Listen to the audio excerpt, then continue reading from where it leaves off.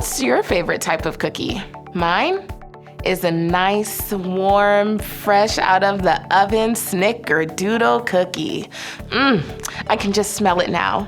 Not sure about you, but when I catch a whiff of those cookies, I immediately reach for one or 5 to eat. One cookie, especially after dinner, tastes so good. But once I start reaching for more and more, my stomach doesn't quite agree that it's actually good for me. Or maybe take streaming your favorite show. One episode in, you're having such a great time that you don't realize that the one episode is actually 8 episodes later, and now it's dark out, and the show has finally asked if you want to keep watching because it thought it was left on accidentally.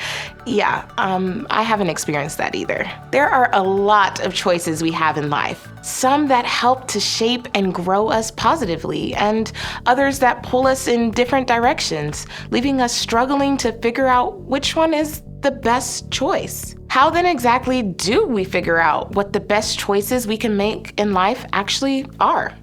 By leaning on God for help. That's why we're taking a look at self-control. Self-control is choosing to do what's best, even when you don't want to. And this month, we'll help kids learn how self-control really has more to do with God than self. Self-control is a fruit of the Spirit. It's one of the ways we can tell that God is transforming our lives and we're growing in our faith. Thankfully, we don't have to find self-control on our own.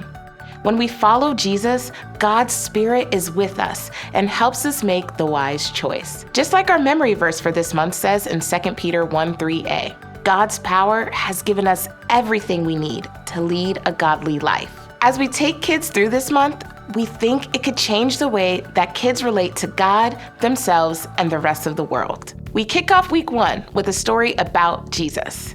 In Luke 4, we find that the Spirit has led Jesus into the wilderness. After 40 days without food, Jesus faced 3 temptations that tested not only his faith, but also his willingness to put God's plan above his own. Jesus could overcome these temptations, though, because he was prepared. He knew passages from Scripture that answered each of the devil's temptations. This reminds us that when we know and understand God's words, we can be ready to make the best choice, even if it's the hard choice. Bottom line, be ready to do the right thing. In week 2, we turn to Proverbs 12:18, where we learn about the power of words. Our words have the power to either cause pain or to bring healing. When we ask God for help and allow God to transform us, we can begin to learn how to choose our words carefully, choosing words that are healing and full of life. Bottom line, think before you speak. In week 3, we step into what seemed like an endless battle between David and King Saul. King Saul was in hot pursuit of David so he could kill him. But when the moment arose to flip the script, David chose to show self-control instead with how he handled King Saul. David knew that he was next in line to be king and could have rushed the process, but he realized that if he took Saul's life, he would not be choosing God's best plan for his life. So he stopped to think it through. Bottom line, think before you act. We finish up the month with a word picture Solomon gives us in Proverbs 25:16. When asked what he wanted in the whole world, you know what Solomon asks for? Wisdom. Solomon went on to write many of these proverbs, or wise sayings, and we see in this one what might happen if we don't stop eating. If you find honey, eat just enough.